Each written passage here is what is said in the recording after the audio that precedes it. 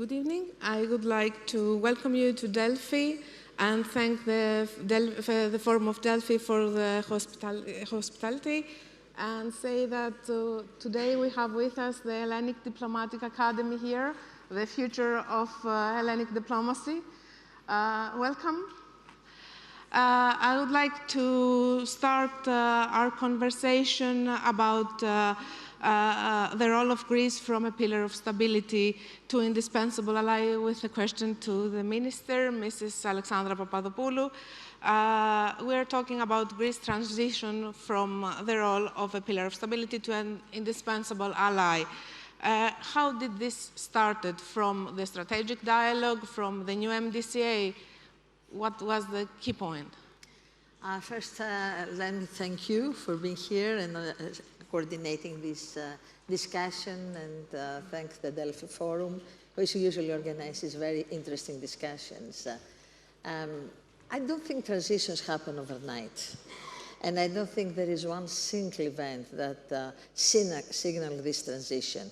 I think it was a very slow process that went hand in hand with the big changes in the geopolitical scene around us and in the world, which changed things that we've considered as the very stable elements of an equation into more unstable elements of the equation. The world scene, the world international security architecture that we knew after the Second World War is severely disturbed as we speak.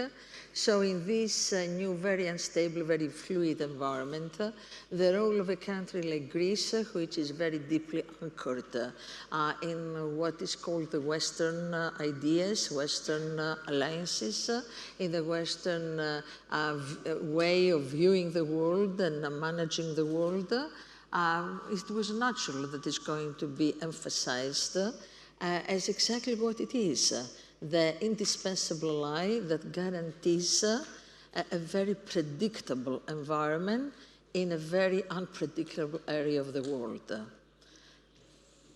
Ambassador Dalder, you are the Chief Executive Officer of the Chicago Council of Global Affairs. I would like to ask you, when you were at NATO, this bilateral relationship certainly was not where it is now.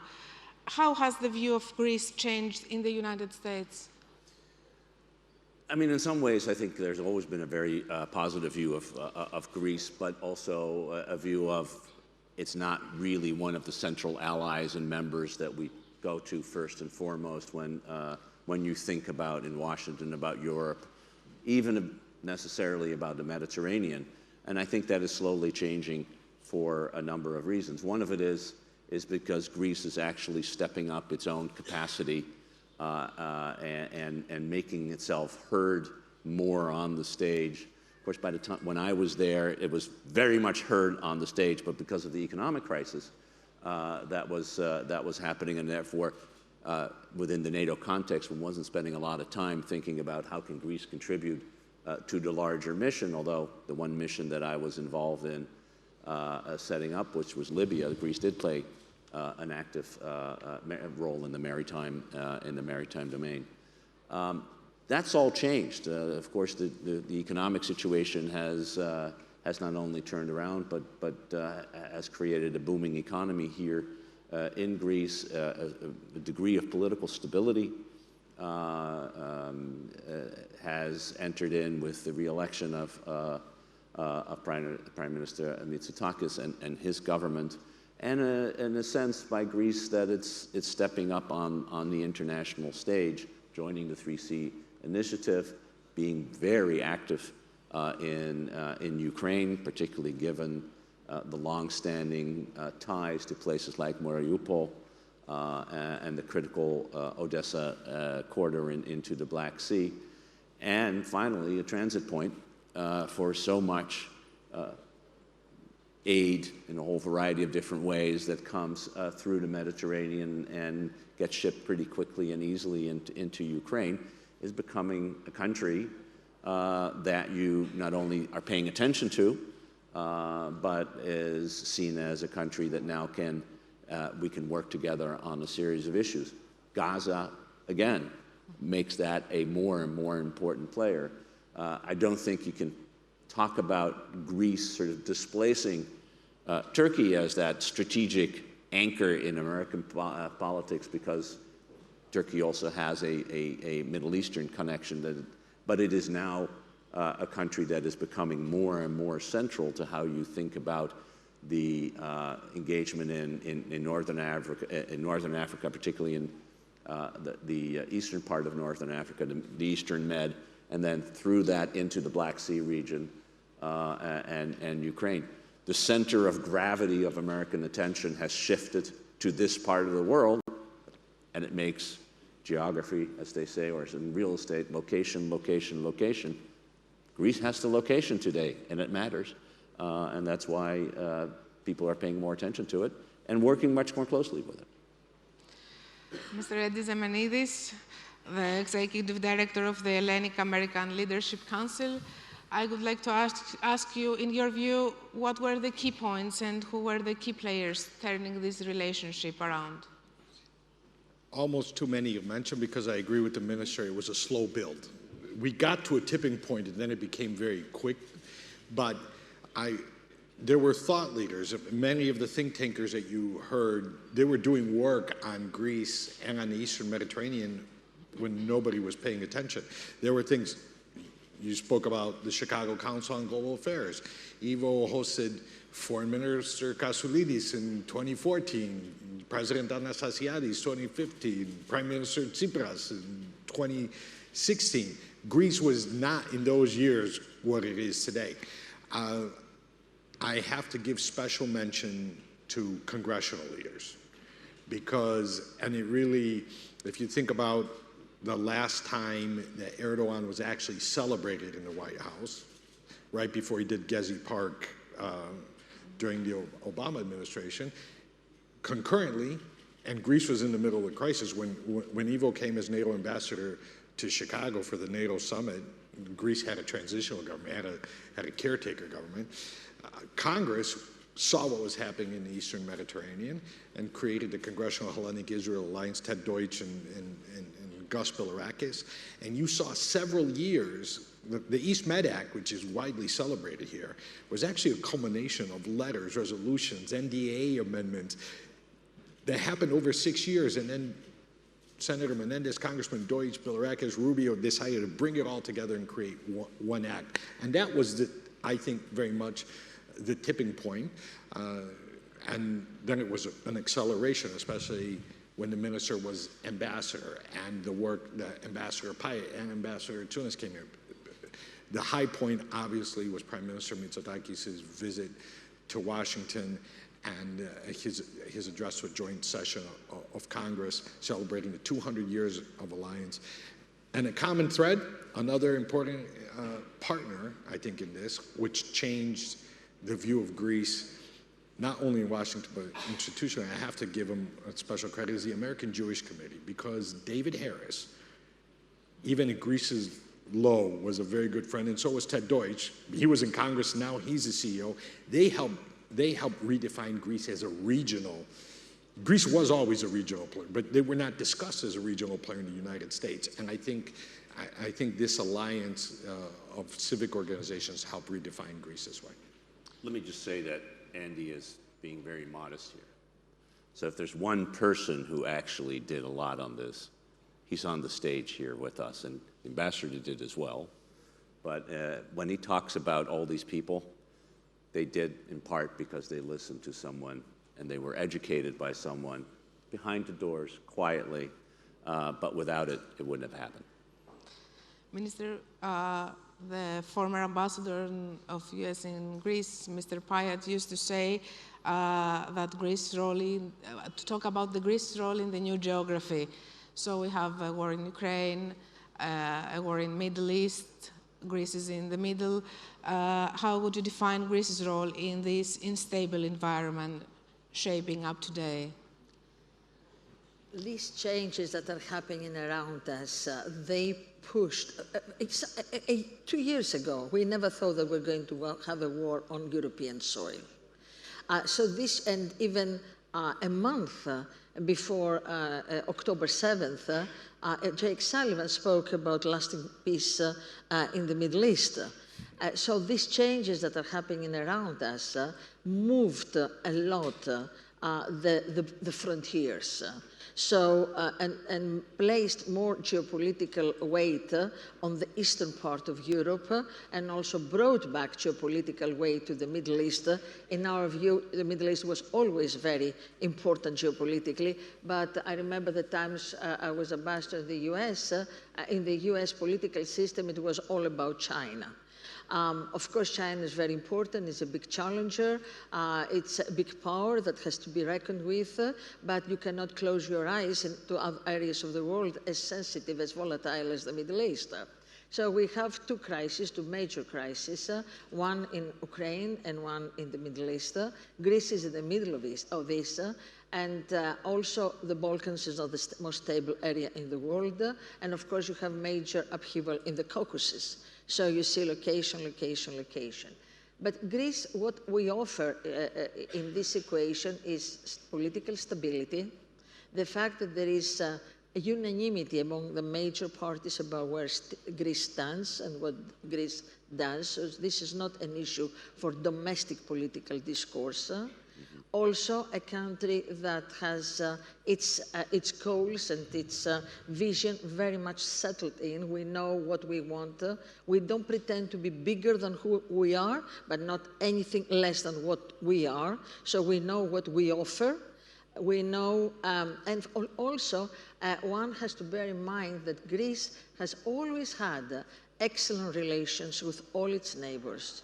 And I know a lot will talk about the relationship with Turkey, but even in the most dark hours of this relationship, we always had lines of communication. Greece is very close to the Arab world. Greece has a strategic relationship with Israel. Greece is very close to Ukraine.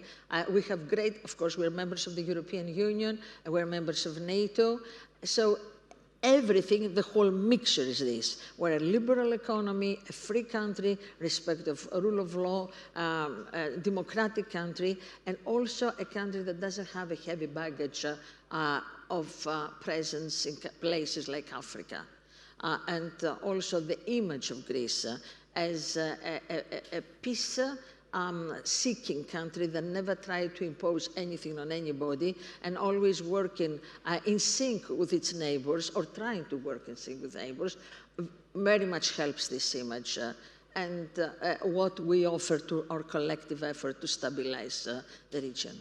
We're seeing that Greece is also having a more active involvement, particularly in Red Sea front. So Greece was always active in its neighborhood, but during the times of the acute economic crisis, it was obvious that we withdrew a lot because of practical issues. But we managed to get through this crisis. And one point that we never underline enough, but is very important, is that we managed to go through a huge economic crisis in a way that didn't really hit our social coherence. I don't know many countries in this world that can go through what we went through in those 10 years without having major social unrest and a breakdown of the social coherence. That proves the strength of the Greek society, and when we speak about geopolitical changes and geopolitical roles, societal strength and cohesion is very, very important. Ambassador Dalder, I will stay the issue of Ukraine and Middle East. How much would U.S. strategy on Ukraine or the Middle East differ if the hard assets Greece offers, particularly the bases in Alexandroupolis and Suda Bay, were not available? It would be much more difficult. And I think as the Deputy Foreign Minister said, it's those two crises that emerged that shifted the center of gravity in how to think about the world, since it also changed the center of gravity in other ways, Finland and Sweden joining NATO, for example, which had more to do with the nature of the threat. But because this is where the crises are located, the need for the United States to be engaged militarily, engaged economically, in a variety of different ways, makes the centrality of the infrastructure that is available in a country that has been an ally of the United States since 1955 as a NATO member, that much more important, that much more attractive. You're seeing the same new attention to Cyprus, where the U.S. relationship with the Republic of Cyprus has been transformed since October 7th because of its geographical location and, frankly, because of the role the island plays in understanding what's happening in the Eastern Med and in its central role in the relationship back towards Israel, and now in the relationship of shipping humanitarian assistance into Gaza. So again, real estate geography matters fundamentally, and it's well to remember for the United States. That's what allies bring. They bring capacity that you don't have in places where you don't live in order to be able together then to achieve the kind of outcome that you're trying to achieve. And we're having a debate in the United States about whether allies matter or not. Here's one of those examples that if this infrastructure did not exist, if Greece was not willing to say, we want to be a partner with you on dealing with these issues, you'd have to find it somewhere else. You'd have to perhaps build it at a far greater cost. Or you have to find it in places that were further away that don't allow you to be as present and influential as you can be. And we lose from the great advantages the United States has built up over the last 75 years, because we have 55 treaty allies, and none of our competitors have any allies. All they have is clients. And there's a huge difference between clients and allies. I'd rather have Greece as an ally than North Korea as a client. You have talked about allies. Greece and Turkey are allies of US. So in this particular moment, how great is the need for solutions and calm on issues such as the Cyprus problem and the Greek-Turkish relations, and what can be the role of the US? Ultimately, the conflicts between neighboring states is between them. The fact that the United States is an ally with both gives it, on the one hand, a rare insight and influence, and on the other hand, a limitation on how much it can do. Much easier if one was an ally and the other one wasn't, because both countries fulfill really strategically important needs that the United States has, and the U.S. isn't willing to and is unlikely ever to trade off one against the other in order to help and to create an outcome in that conflict, except that if that outcome is mutually beneficial for both, which ultimately is what the United States is seeking, and frankly, it's what what Turkey and Greece are seeking.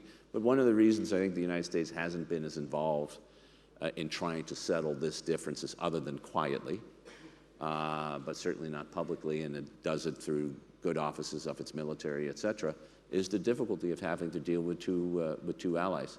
It's different, for example, in Cyprus. Just a different,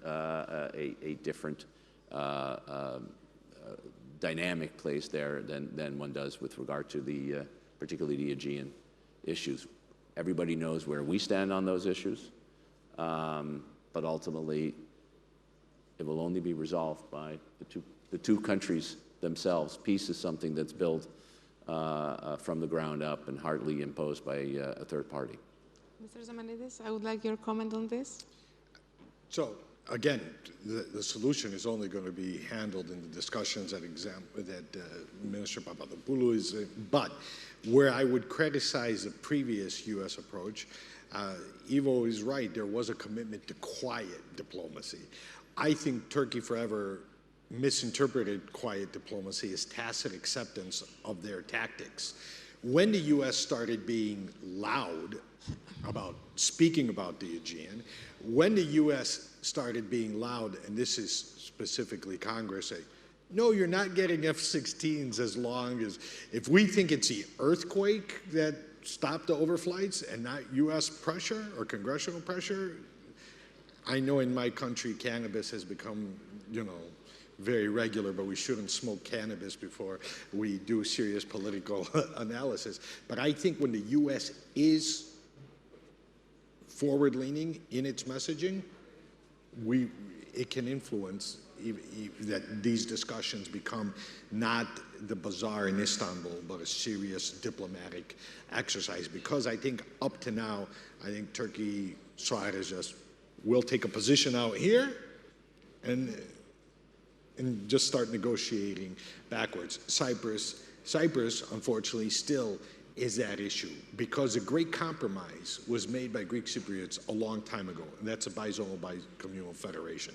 Turkey pocketed that compromise, treats it as taken for granted, and now is trying to push For two states. for two states, even though maybe that's not their real negotiating position, but they're putting there to try to keep changing so I think even though I do know in private that the State Department says you have no hope, I actually think, and maybe we got to force the issue in Congress, maybe I got to play Grover Norquist and have congressmen sign a pledge that this will never be recognized. But again, the ultimate solution is only going to be between the two parties, but the U.S. can influence the context for that solution. Minister? President Biden speaks a lot about rules-based international order. And I think the rules-based international order, the cardinal rule, is that force, using force, or threatening to use force is not the way to go about. You don't start with that, you don't end with that. Thank God this is a position in Ukraine when it comes to the Russian aggression. And Greece has wholeheartedly stood by Ukraine's side just because you cannot invade a country, a weaker or smaller or bigger country, because you just think that this is what you want, this is what your interests tell you to do. This is something that we should all adhere to. You cannot press for your cause, just, unjust, whatever, just with force or threatening to use force. And I think the US, as a big power in this world, has to adhere to that. Because just saying rules-based international order is not a word, it's not a sentence, it has some clear meaning. And I think the US, by doing what they did in Ukraine, and by making clear that they will not accept this kind of attitude or actions on the part of anybody, and I mean anybody, this is the first step in the right direction. I would like to ask you, there is a criticism that Greece is more of a taken for granted ally for the US, and that the relationship is not mutual beneficial. I would like your comment on this, and what should be the next stage of Greece-US relations? Foreign Minister Gerapetritis says, many times has said, and he repeats, that Greece's foreign policy is not based on a transactional approach. Our foreign policy is based on rules, on principles. And we stand where we stand because we believe in what we do. We stand by Ukraine because we believe that you cannot use force in order to promote your foreign policy. Our position in the Middle East is very much a principled one, and that has allowed us to talk very openly, very sincerely to all the actors, Arabs and Israelis. So it's not about a transaction. We are not members of NATO, we're not members of the European Union. We didn't treat the expansion of NATO like a transactional approach, what you give me, what I will give you. We believed that the expansion of NATO was a principle, that it was a necessity, and we stood by Finland and Sweden. We do the same in the European Union. We're in favor of enlargement. We're at the forefront of enlargement because this is the right thing to do for everybody. And of course, above everything else, it's the right thing to do about Greece. So what we preach, we implement. And that, I think, gives answer to your question. I'd like to add to that. I also think we always discount what Greece gets. I think Greece can get more, but go to Washington and ask how many people are standing in line to even get F-35s at any date, and Greece is getting them in 2028. Ask the other people in the region whether DFC is coming to their country. Now, it's not transactional. Greece's positions are principled, but Greece has proven its strategic value to the United States. That's why it's getting it. It's also proven that it's going to be a great investment. The return on investment is good. What I would say is I think Greece could get more, but for years, decades of neglect of talking to American policymakers and the American public. We just talked about all these forums. Delphi Forum is 9 years old. What if it was 19? What if we were going to think tanks 20 years ago and not?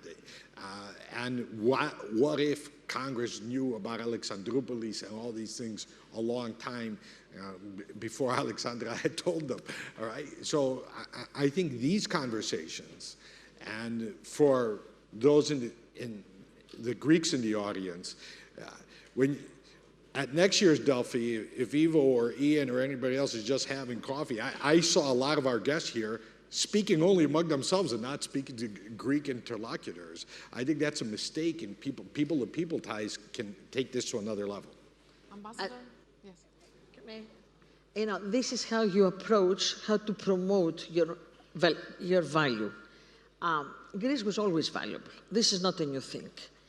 The way, if we speak specifically about the United States, the big change in Greek foreign policy was not about substance, it was about how you go about it. Like take Washington. Always we talk to Congress, to the administration, being the Secretary of State, the State Department, Defense Department, everything. The big change was that we paid more attention to Congress because Congress is elected officials who are more sensitive to the feelings of people, the attitudes of people. And also, we reached out to a lot of scholars and think tankers who, you know, when you're a member of the State Department, I know I'm a career diplomat, there is a way of thought, very much settled. It's the same in the Greek Foreign Ministry. When you move to think tankers, people who are more free thinkers, they're more willing to change attitudes and be receptive to the changes in the world. Us professionals will follow the changes, but we will follow. So even Delphi Forum is a big change in the Greek foreign policy because it's communication. This was a big change that happened lately, and it's not that it added value to Greece's position, but it made this value more obvious. Ambassador Dalton, a short comment because we... Yeah, I know we have to answer. No. Let me just echo what you said, which is very important. If you look at relationships in transactional terms, you're not deepening it in the fundamentals that you need for the day that you actually need that transaction to work. Mm-hmm. And therefore, if you only think about a relationship, what am I getting out of it today, you're not thinking about what I might need tomorrow that particular relationship provides for yourself. And we lose at our peril the idea that having stable, long-standing alliances that become broader societal-wise and everything else aren't about what am I getting out of it for today. It is when the moment comes that I actually have to need you, that you will be there. That's what alliances are fundamentally about, not about the transaction of today or tomorrow. And unfortunately, we fall into this trap. When we talk about NATO and 2% defense spending, we are falling into the trap that it is about a certain level of money you spend as opposed to a system of interaction and collaboration that is there when you need it. And that is particularly true for the United States. And I just made the argument with regard to the centrality of Greece to deal with two problems that nobody knew was coming, but when it was there, Greece is there to help you. And that only exists because the alliance is strong and vibrant, and that's what you try to build up for the future. Thank you very much for this conversation. Thank you.